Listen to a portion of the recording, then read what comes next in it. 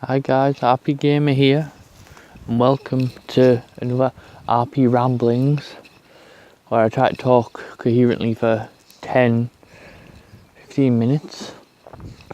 And I do want to apologise because I seem to have lost track of my schedule and not uploading every day like I was going to, but I should be back on track now. Although this week is my kids' school holidays, so the videos will be coming in the afternoon instead of the morning, as I'm doing things with them. But they will be every day from now on, and back to normal scheduling.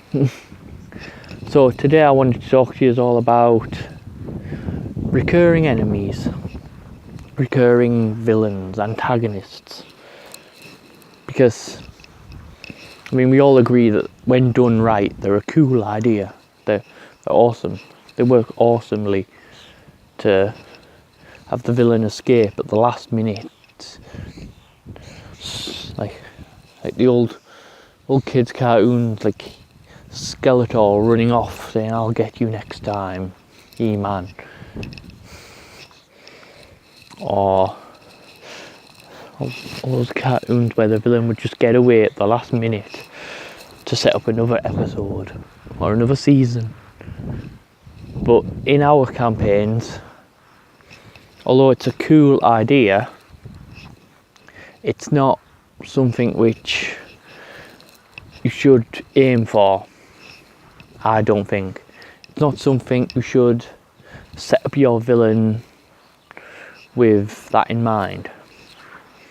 If you want your villain to be around for a long time, then don't pit him against the PCs unless you want to risk the chance of them dying. I mean, it's possible you could pit them against the PCs, they could die, and you could, because the players don't know your planning, you could turn around and say, well, he was just a minor villain, there's this even bigger villain around the corner. But most of the time when we try and set up as a recurring villain, it doesn't work, because we forcibly stop the players killing the villain. We take that control away from them. If you do want to set it up with that in mind, make sure you have some kind of plan in mind before the fight starts. Maybe where you're fighting there's a trap door that only the villain knows about, or maybe, well, definitely the villain will run if he's injured. If he feels he's going to lose, he will try everything to get away. So maybe don't have him there alone. Maybe have him with henchmen, and depending on how the battle's going, the villain will stay or run away while the PCs are busy with a henchman. Just, if you're wanting a recurring villain, just don't set it up where it's possible for the villain to die, because it will ruin everything if the PCs kill the villain that you're wanting as the main bad guy.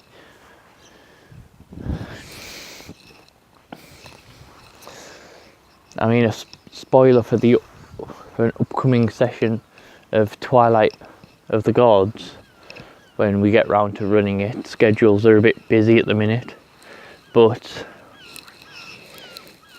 my villain will be making an appearance in the next session.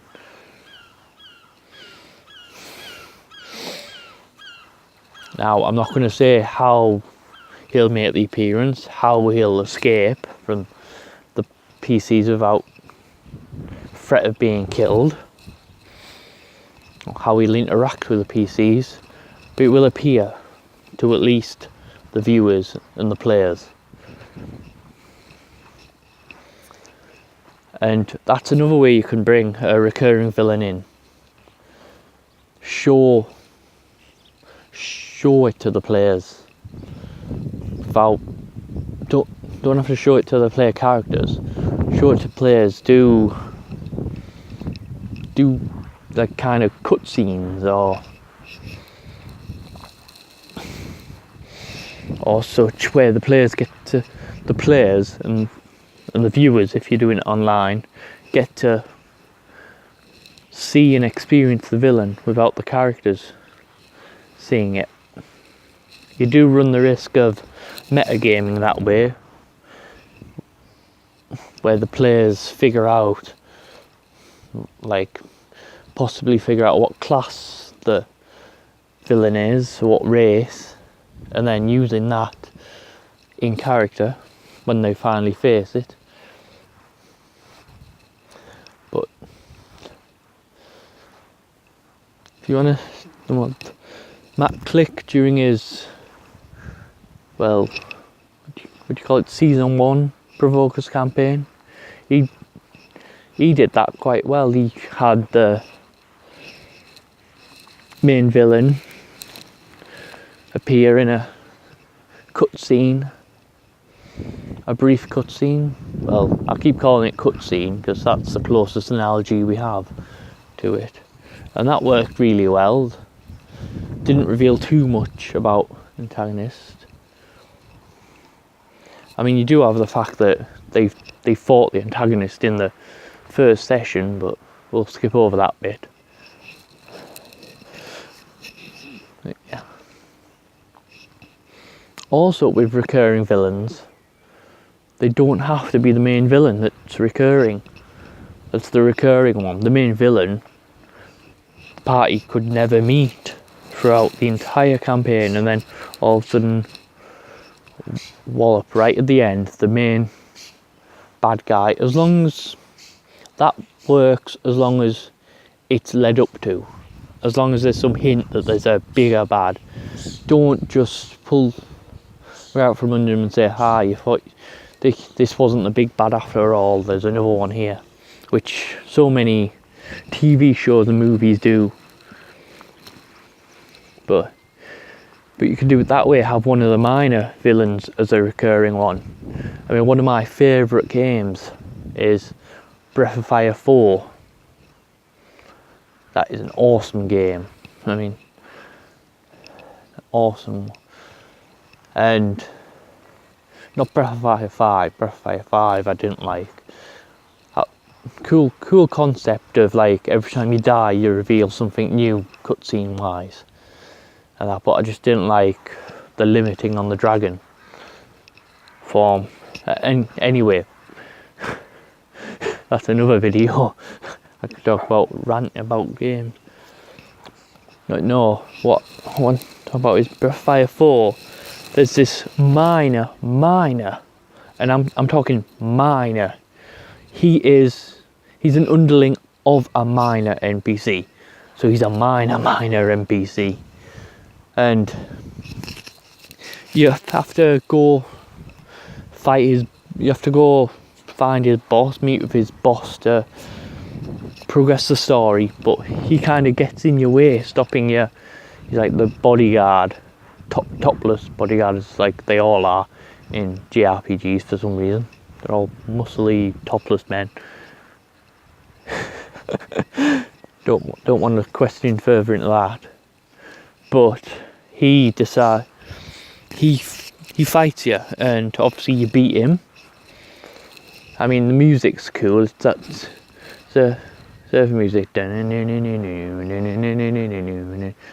music, and it's awesome. The fight with him, it's really awesome. But you beat him. You progress the story. And then later on, he turns up again. This topless, muscle-bound idiot turns up again because you beat him and you want a rematch. And he's a bit stronger, but he's still easily defeated. You defeat him again, he goes off sulking, and then comes back again, wanting another match because he's got stronger. But at this time you've got dragon forms and all that, so he's nothing to you. And then I believe he comes back one more time. And mind you, this was just the minorest of minor NPCs, and he came back like 4 or 5 times, and then so he went from like this tiny little guy to like one of your major antagonists because he kept coming back. But then he finally becomes a mentor and teaches us some moves, and it was just awesome. I love moments like that where the most minor of NPCs, he wasn't considered. You don't consider him anything when you first meet him, and then just he keeps turning up, and have that in your game. Have it where it's the minutest guy, the shopkeeper they wronged, or the bodyguard they wronged, who wants to keep coming back for a rematch, showing that he's stronger than that, he is stronger than them, and it was lucky that they won. But you could have anything. As I say, the shopkeeper they wronged, someone they made a bad deal with or cheated in some way, keeps coming back. So it doesn't have to be the main villain that's recurring. It's just anyone. You could even have a recurring hero. I mean, we don't call them recurring heroes. People do bump into the same heroes in campaigns all the time, but they don't. But it's still a recurring character that keeps coming up. Maybe because he's a rival hero, he is a rival and he is a recurring antagonist. Keeps getting in their way. And an antagonist doesn't have to be someone who fights the party, it's just someone who gets in the way. So, and rival heroes are awesome ones to get in the way, because they're wanting to hero, they're wanting the glory and the wealth and the power that your characters are after. So they've got exactly the same things to gain and lose for being there. But anyway, I've ranted on for too long. Main point was, don't force your villain to be recurring. If you're unsure that you can successfully get your villain out of the combat or out of the encounter alive, don't bring him into it. Bring in a minor one. And then if that minor one survives, that minor one can become the recurring general of the main villain, or maybe as in Breath of Fire 4, Katata was just some little guy that was insignificant to the plot, can become this big, major, recurring antagonist that wants to get their way, that wants to prove that they're the best. They want to better your party. Anyway, that summarising was almost as long as the ramble itself, so I'm hoping to go live either tonight or tomorrow, but it might be a bit late when I do. And as I say, the kids are off and we like to watch things, so until then, I'll speak to you later. Bye.